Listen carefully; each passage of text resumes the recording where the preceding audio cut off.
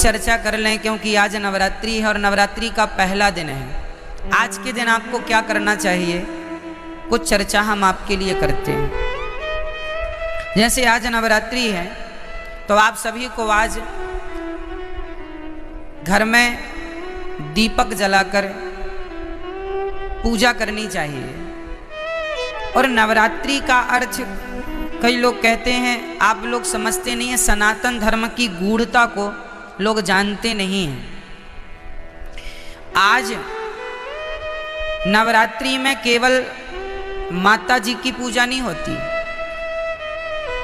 इन नवरात्रियों में आप जिनकी पूजा करेंगे उनकी पूजा सिद्ध हो जाएगी। ये नवरात्रियों की महिमा है। जो पूजा आप करते हैं ना, ये 9 दिन ये ईश्वर की तरफ, ईश्वर इस समय पृथ्वी के बिल्कुल करीब होते हैं भक्तों की पुकार सुनने के लिए।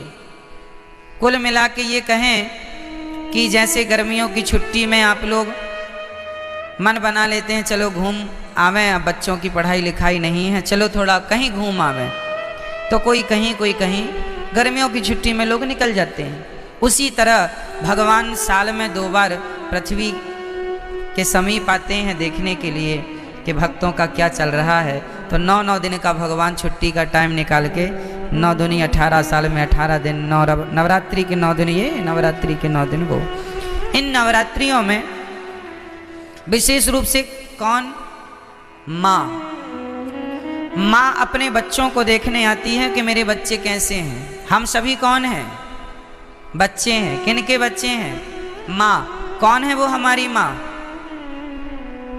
कौन माँ, कौन माँ। कोई कहे अम्बे माँ, कोई कहे दुर्गा माँ, कोई कहे लक्ष्मी माँ, कोई कहे भद्रकाली माँ, कोई कहे काली माँ, कोई कहे चंडी माँ। तो ये बताओ देवियाँ कितनी होती हैं, बोलो मेरी माँ।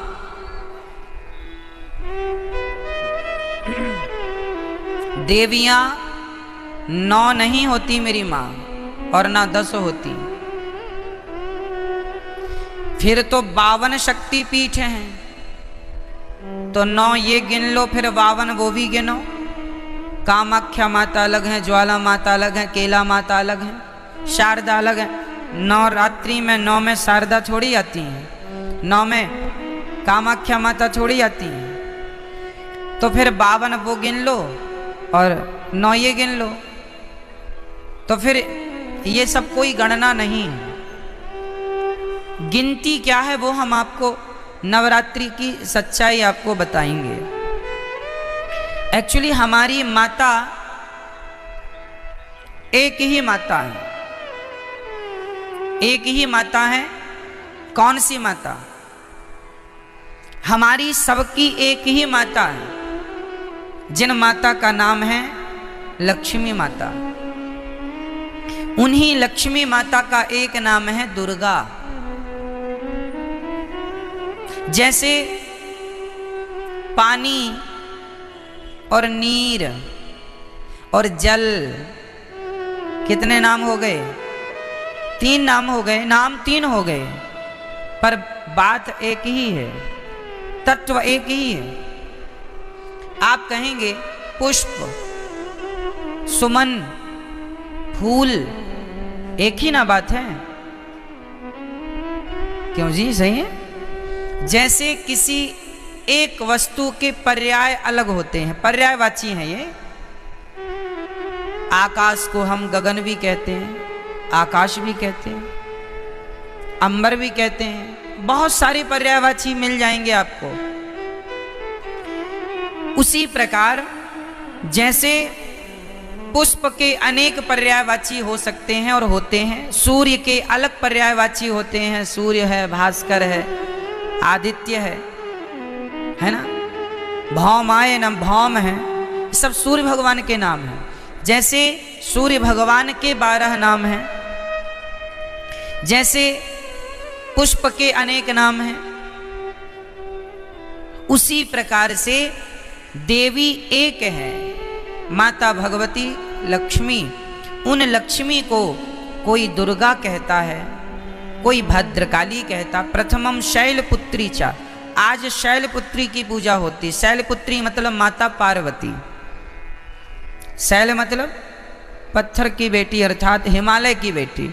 प्रथमम शैलपुत्री चा द्वितीयम ब्रह्मचारिणी, कल ब्रह्मचारिणी मैया की पूजा होगी। ये ब्रह्मचारिणी मैया कौन है? कल दूसरे नंबर पर जो ब्रह्मचारिणी मैया है वो मैया है वैष्णवी मैया, जो ब्रह्मचारी रूप में आज भी ब्रह्मचारी है ना माता जी, विवाह नहीं हुआ उनका। प्रथमम वैष्णव माता जी ब्रह्मचारी रूप में है। तो पहली पूजा पार्वती माँ से स्टार्ट होती है और दूसरी पूजा, तो देखो चाहे आप शैलपुत्री कहो या ब्रह्मचारिणी कहो, तत्व एक ही है। वो एक ही तत्व है, लक्ष्मी तत्व। भाई ये बताओ, आपकी बेटी को क्या कहते हैं आप? बोलो। बेटी नहीं कहते आप कहते हैं हमारे घर लक्ष्मी आई है। हाँ या ना? अच्छा, आप अपनी बेटी को लक्ष्मी कहते हैं, तो आप लोग अपनी बेटी को क्या कहते हैं? आप भी अपनी बेटी को लक्ष्मी। मतलब इस धरती में चाहे बेटी हो, अरे हमारे भारत में बहुओं को भी लक्ष्मी कहा जाता है। जब घर में बहू आती है तो हमारे यहाँ कहते लक्ष्मी के पांव पड़ते ही घर में सब मंगल हुआ है। क्यों? हमारे यहाँ बेटी को क्या कहते हैं और बहू को क्या कहते हैं? और माँ क्या होती है? बोलो, माँ क्या है? माँ भी लक्ष्मी है। सही है। कुल मिला के हम लोग अभी नवरात्रि में कन्या जिमाते हैं ना, कन्या भोजन कराते हैं, तो क्या सोच के कराते हो कि हमारे घर माता लक्ष्मी आई। दुर्गा मान लो, लक्ष्मी कहो, शारदा कहो, भद्रकाली कहो, महाकाली कहो, चंडी कहो, कुछ भी कह लो, पर्यायवाची हैं। तत्व एक ही है, लक्ष्मी तत्व। श्रीश्चते लक्ष्मीश्च पत्न्या बहोरात्रे पार्श्वे नक्षत्राणि। कहने का तात्पर्य यह है, वेदों में एक ही तत्व की उपासना है, श्री तत्व मतलब लक्ष्मी तत्व। वही लक्ष्मी तत्व दुर्गा के नाम से जानी जाती हैं। मैहर में उन्हें ही शारदा कहते हैं। अनेक रूप है ना, जैसे वृंदावन में बिहारी जी हैं, उड़ीसा में जगन्नाथ जी हैं, तो क्या ये दो हो गए? वृंदावन के बिहारी जी और उड़ीसा के जगन्नाथ जी क्या ये अलग अलग हैं? भाई वही कृष्ण उड़ीसा में जगन्नाथ बन के बैठे हैं, वही श्री कृष्ण वृंदावन में बिहारी जी बन के बैठे हैं, वही द्वारिका में द्वारिकाधीश हैं, वही पंढरपुर में विठ्ठलनाथ हैं, वही श्रीनाथ हैं। एक ही तत्व, अनेक रूप रूपाय विष्णवे प्रभु विष्णवे। उसी प्रकार एक ही परम तत्व है और वह है लक्ष्मी तत्व। वही लक्ष्मी आज प्रथमम शैलपुत्री चा, आज वही लक्ष्मी क्या बन के पूजेंगी? आज वही लक्ष्मी माता पार्वती बन करके पूजेंगी, जगत जननी कहलाएंगी। आज उनके हम पार्वती स्वरूप का पूजन करेंगे। तो आप लोगों को घर में दीपक जलाकर आज माँ भगवती का ध्यान, लक्ष्मी जी का ध्यान करना चाहिए। हे माँ, हमारे घर में ये आपका ही घर है, आप हमारे मन मंदिर में आकर बैठ जाइए। नया वर्ष है माँ, हमारी बुद्धि को निर्मल कीजिए। हम सदा आपकी सेवा करते रहें, हम सदा आपकी आराधना करते रहें और हमारे घर में ये खुशियों का दिया सदा जलता रहे। ये ज्ञान का, ये भक्ति का दीपक सदा प्रज्वलित होता रहे। आज के दिन आपको राम रक्षा स्तोत्र, नारायण कवच का पाठ करना चाहिए। जो भी पाठ करेंगे, कुछ ना आवे तो श्रीमन नारायण आप आज श्रीमन नारायण का जाप करें तो वह नारायण का जाप भी सिद्ध होगा। आप यदि ओम नमः शिवाय का भी जाप करें तो आज जो भी जपेंगे वो सिद्ध होगा।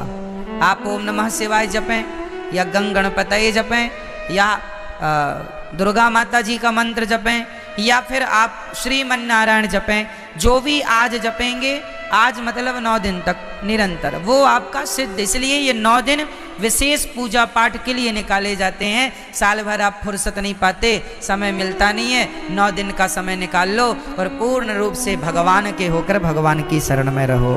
ये नवरात्रि है, ठीक है। जो आप जपेंगे उसमें आपको सिद्धि प्राप्त होगी।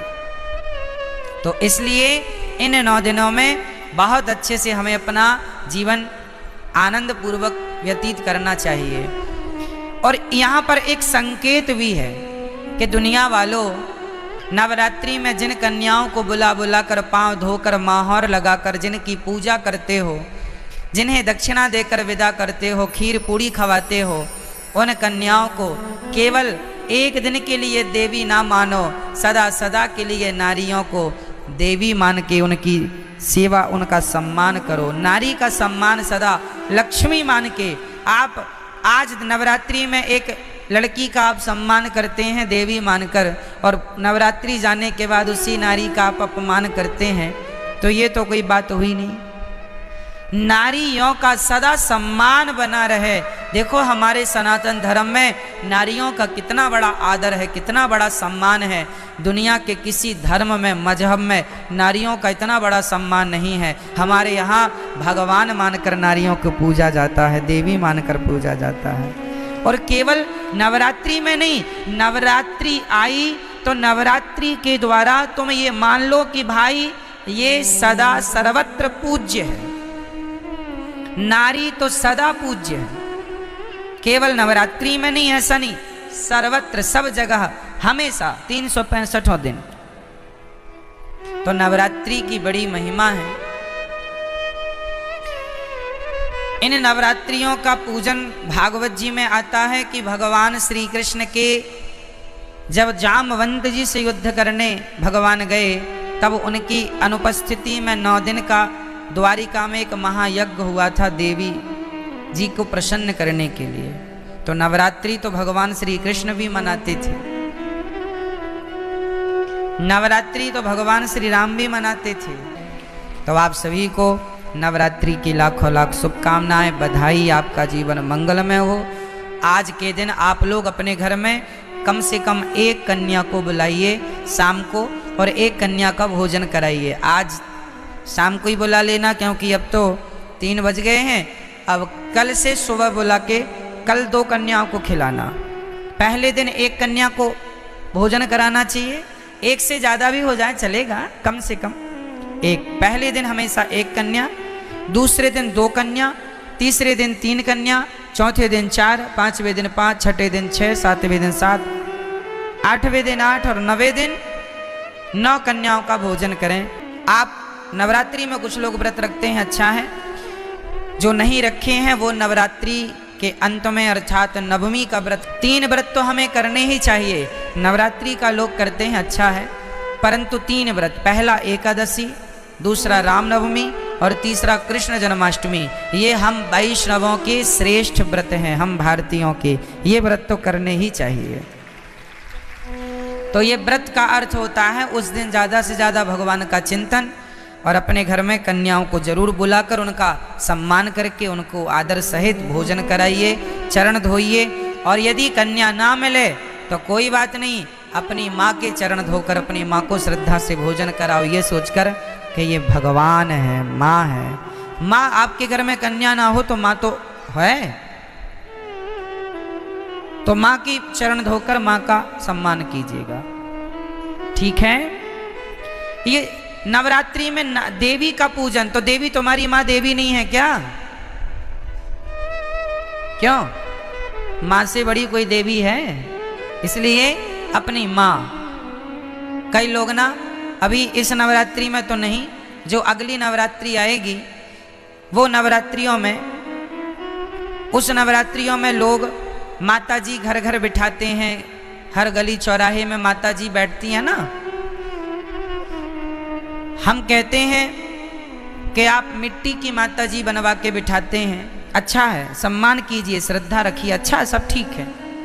पर वो माता जो मिट्टी की बनी है, उन माता में श्रद्धा तो रखिए, पर उनसे ज़्यादा उस माता में श्रद्धा रखिए जो परमात्मा ने बनाई है, जिसे आप अपनी माँ कह के बुलाते हैं। माता, उसका तो असली नाम माता ही है, माँ है। विडंबना तो ये है कि आज लोग मंदिरों में जाके माता जी को तो जल चढ़ाते हैं, माता जी की जय जयकार करते हैं, पर खुद की माता जी भूखी मर रही हैं, खुद की जन्म देने वाली माता प्यासी मर रही हैं, और आप जय माता दी के नारे लगा रहे हैं। इससे फायदा क्या है ये बताइए। कई लोग ना बड़ी होड़ करते हैं, खासकर नवरात्रियों में। क्या होड़ करते हैं कि उन्होंने भंडारे में 50,000 खर्च किया, हम 1 लाख का भंडारा करेंगे। उस कॉलोनी में 2 लाख का भंडारा हुआ, हम 3 लाख का भंडारा करेंगे। क्या होगा इससे? तुम देवी को खुश कर लोगे? अरे ये ना देखो कि भंडारा कितना बड़ा करना है। ठीक है, जरूरतमंदों को भोजन कराना जरूरी है, ठीक है, कराना चाहिए, अन्नदान श्रेष्ठ दान है। पर ये मत भूलिए कि आप अपनी 50,000 का भंडारा तो आप करा रहे हैं, सबको खिला रहे हैं, पर खुद की माँ बुढ़ापे में अलग बनाकर खा रही है, तो आप कौन सी देवी को खुश कर रहे हैं? क्या आपके इस व्यवहार से आपकी खुद की माँ भूखी मर रही है और आप सबको भरपेट भोजन कराएं, क्या आपके इस व्यवहार से माँ भगवती प्रसन्न हो जाएगी? इसका विशेष ध्यान रखना चाहिए। और हम सभी को इंसानों को भगवान मानना चाहिए। किसको भगवान मानना चाहिए?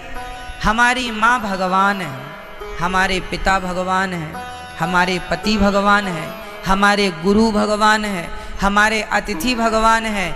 जो इनमें भगवान का दर्शन कर लेगा वो फिर पत्थरों में भी ईश्वर का दर्शन कर लेगा। जो इंसानों में ना कर पाया वो पत्थर कभी नहीं पूजता रहे, झूठा पूज रहा है, झूठे ही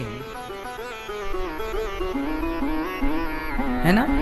कबीर जी लिखते हैं कि पाहन पूजे हरि मिले, पाहन मीन्स पत्थर होता है, पाहन पूजे हरि मिले, तो मैं पूजू पहाड़, तासे तो चक्की भली, जो पीस खाए संसार। पत्थर ही पूजना है तो तुम्हारी चक्की भी पत्थर की होती है, उसी को पूज लो, क्योंकि वो तो कम से कम तुम्हें आटा देती है पीस के। पत्थर ही पूजने हैं तो चक्की को क्यों नहीं पूजते? तो पत्थर पूजने की बातें नहीं है हमारे सनातन धर्म में। हमारे यहां मंदिर बाद में बने हैं। सनातन धर्म की गहराइयों को समझना पड़ेगा। कई लोग कहते हैं सनातन धर्म में तो पत्थर की पूजा होती है। ना जी, हमारे यहां पत्थर की पूजा नहीं होती। किसकी पूजा होती है वो मैं आपको आज स्पष्ट कर देता हूं। सुनो, हमारे वेद कहते हैं, पहला वाक्य है मातृदेवो भव, पितृदेवो भव, आचार्य देवो भव, अतिथि देवो भव। ये 4 वाक्य वेद का पहला मंत्र है। ये वेद यहां से शुरू होते हैं। पहली आज्ञा वेदों की क्या है? मातृदेवो भव, मां को भगवान मानकर सेवा करो, ये वेदों की पहली आज्ञा है। पिता को भगवान मानकर उनकी सेवा करो, ये वेद की दूसरी आज्ञा है। अतिथि को भगवान मानकर सेवा करो, ये तीसरी आज्ञा है। और गुरु को भगवान मानकर सेवा करो, ये चौथी आज्ञा है। अब सोचो, ध्यान से समझना, जो व्यक्ति